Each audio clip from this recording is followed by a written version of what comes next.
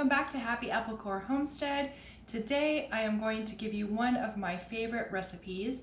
Every once in a while I like to share some of those with you, and today we're going to do my very favorite molasses cookie recipe. It is gluten-free, but if you don't want to be gluten-free, you can go ahead and use regular flour.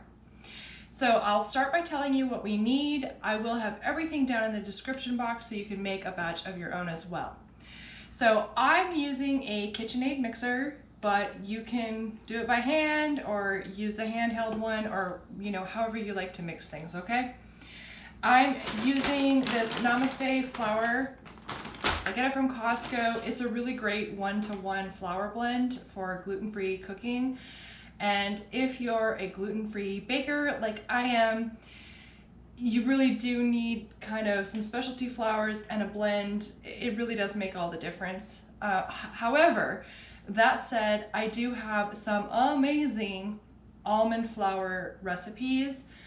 So for those of you who are like, keto or can't eat grains of any kind, let me know down in the comments if you want me to give you some of those recipes, because for a long time I was on a specific carbohydrate diet. I'm on a modified one now, obviously, because I'm gonna definitely eat one of these cookies.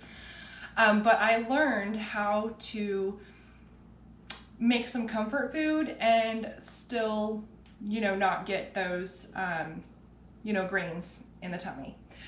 So, okay, moving on. You're going to need brown sugar, which I have here. I have baking soda, butter, molasses, cloves, cinnamon, ginger, xanthan gum, and some sugar. I don't do tons and tons of stuff with sugar, but these cookies are just so worth it, and I can't help myself but make some every once in a while. This sugar is in a giant bowl because we're going to be rolling the cookies in them afterwards, so they're not actually going to go into the container.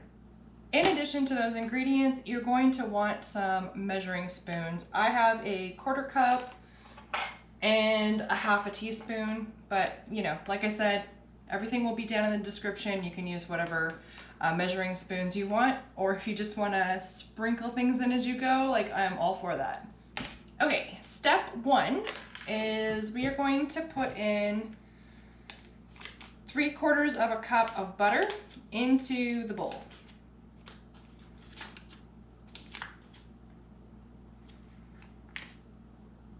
And that is almost this whole entire thing.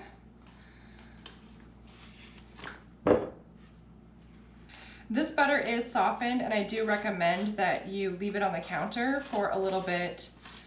It'll just make mixing a little bit easier, but I don't melt it. I didn't tell you guys this before, but I do have my recipe. I have it written down. A lot of the cooking I do, I don't even use a recipe, but for baking, sometimes it's important to get the ratios right. So I do have that over here, and recommend that when you create a recipe, please write it down, especially if, like you're feeding your family or your friends and they're like, oh, I love this so much. How did you make it? And then you'll be like, I don't know, just threw some things together. Or if you're like, you taste and you're like, oh, that's horrible, but then you don't remember what you did. So I don't always do this, and I'm not particularly good at it, but I try to remember to write down my recipes as I'm working through them. And especially, it's easy if you're modifying it from somebody else's recipe to just write down what you've done different. Okay, next we need 1 cup of brown sugar, and we'll put it right in with the butter.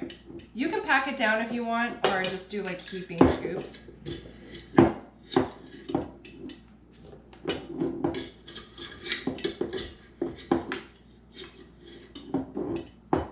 I don't know if I have enough, you guys.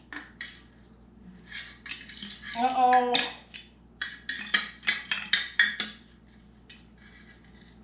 Oh, you guys.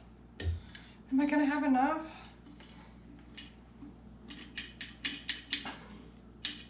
Okay, I think we're good. All of it's going in there.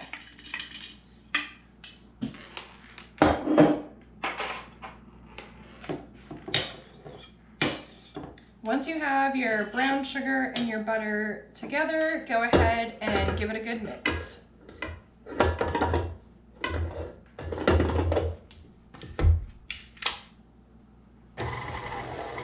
Once the brown sugar and butter is creamed, and I will insert a photo here.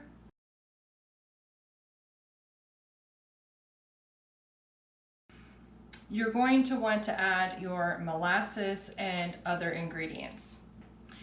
A spatula might be super helpful as well to get every bit of the cookie dough off of your dough hook or whatever you're using to mix things up with. I'm gonna go ahead and just set that over there. And I forgot to tell you, we are going to need 1 egg for this recipe. I completely forgot. Thank goodness for my recipe. Otherwise, these cookies would not be as fabulous as I know they're going to be. I'm going to grab the egg and also take that time to preheat my oven to 375 degrees. Also in front of me, I have a cookie sheet, which is lined in parchment paper. It's up to you. If you don't have parchment paper, you just use your cookie sheet and you don't have to grease it or anything ahead of time. I just like it because it makes cleanup a little bit faster. I'm gonna get my egg and then we will move on to the next step. All right, let's get that egg in.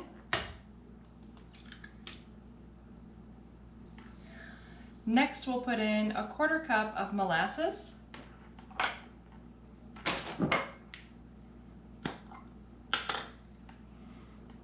Smells so good, you guys. I'm a little heavy-handed with it because it's one of my favorites. Now we're going to put in the baking soda and the spices. I just have a little half a teaspoon here, and we're gonna put in 1 teaspoon of the baking soda. And this is almost gone too. You guys, I think I need to go to the store. I'm running out of things today.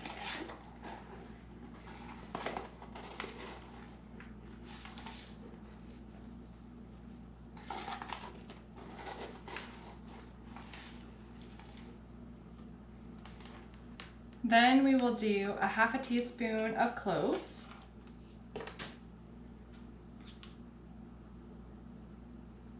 That's kind of a heaping half a teaspoon. These are some of my favorite spices. And we'll do 1.5 teaspoons of cinnamon.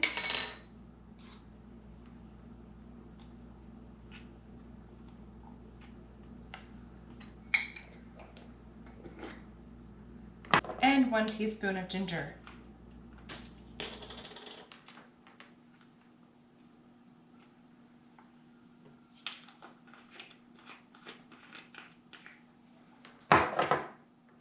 I'm going to clean my spoon and then we'll do the xanthan gum. Okay, last but not least, we want 2¼ teaspoons of the xanthan gum. Now, you may ask, doesn't this flour already have some in it? Yes. It does, but use this extra anyway. I promise you will not be sad.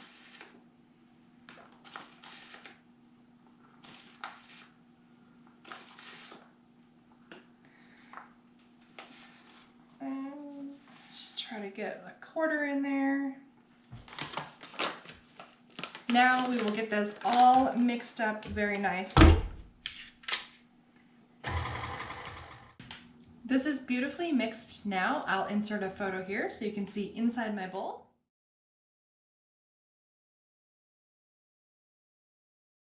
Last but not least, we do need to add the flour. So we're gonna put in 2¼ cups of this flour blend.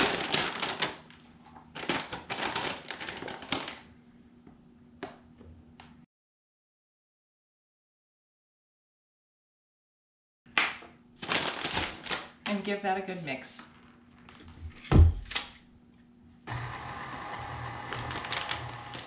Once in a while, go ahead and scrape down the sides of the bowl, after you turn your machine off. Make sure that everything is fully incorporated. I usually only do this maybe once. Just kind of depends on how messy I've been. Once everything is incorporated, it's done. You don't have to over mix it, although I don't know that, mixing it a little bit long is going to hurt it too much. You just don't want the butter to melt.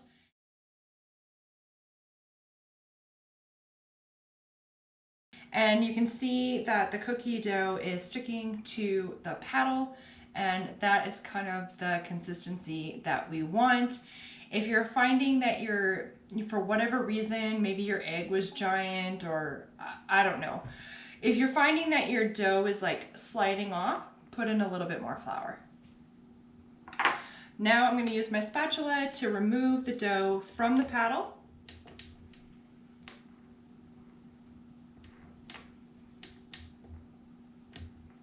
And I'm going to tidy up my mess a little bit, and then we will move on to making the balls and the cookies, but they're going to look like balls. Now that we have used the spatula to clean off the paddle, we're going to just take this off and put this away. And I'm doing that because I have limited space and I like to talk with my hands. But you do you in your kitchen. I'll be right back. Now it's time to make the cookies. I'm using my bare hands because these cookies are just for me. If you want to wear gloves, you can. I did bring out a little bowl of warm water in case the dough sticks to my hands too much. The water will prevent the dough from sticking to your hands, but I'm going to go without it first. And we're just going to pick up a little bit of dough, about that size, smaller than a golf ball. But you guys can make whatever size cookies you want. Roll it in your hands, and then roll it in the sugar. Get it nice and coated in the sugar, and place it on your cookie sheet.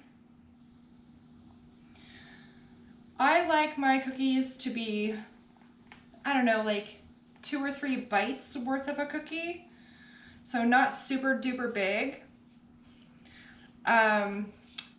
The timing that I have for these cookies is based on kind of this size here. And you want them to be 1 inch or 2 apart because they do expand just a little bit.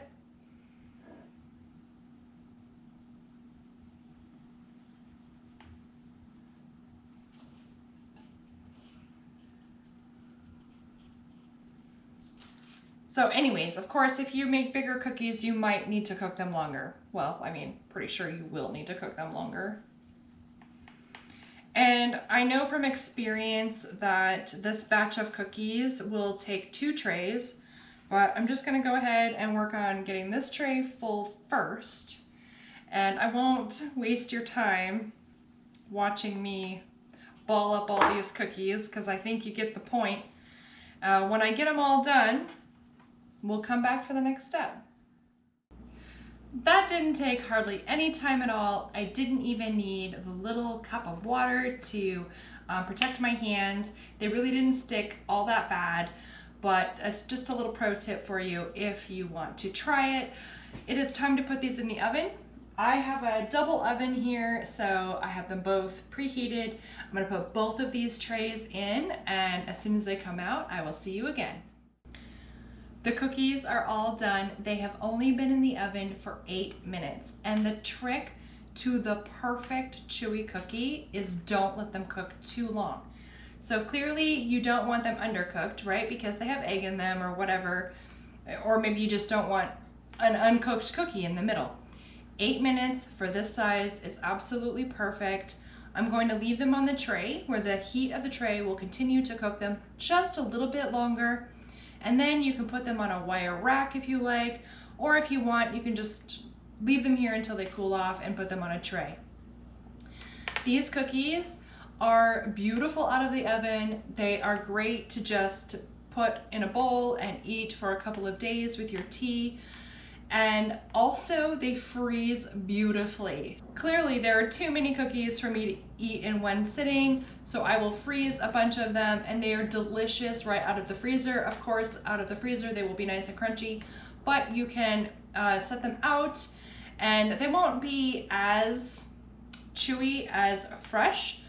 But I mean, if you have a microwave or a toaster oven like I do over there, you can heat them up and they will be absolutely delicious. Everything you need to know to make this batch for yourself will be down in the description box. Please let me know if you make this recipe and what you think of it. And also tell me what your favorite recipe is and if there's anything you would like for me to do a video on how to cook or whatever your heart's desire is. All right, you guys, I am going to get going. If you're curious, a lot of times I will tell people what I'm cooking in my slow cooker. I am making a chuck roast in the slow cooker with some bone broth that I made from the bones that I got from the cow that I ordered. So that's what's in there. I think I'm gonna make some Spanish rice and cauliflower to go with it. And with that said, I will see you guys next time. Thanks so much for watching. Bye!